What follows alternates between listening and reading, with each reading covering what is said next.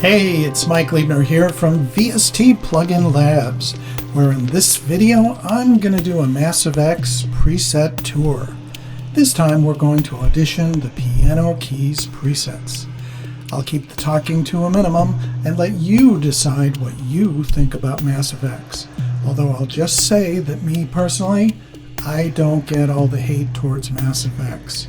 It has some beautiful, amazing sounds and a unique character not found in many other VST soft synths.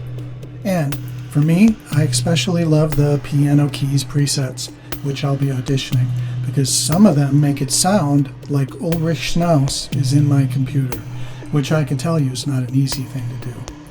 By the way, I'm using CTHULHU to help me audition all of the factory stock piano keys sounds in Massive X. CTHULHU is a great little VST plugin to play arps and chords in your favorite VSTs. So, is Massive X able to drop great sounds on us? I'll let you decide for yourself. Let's get to it.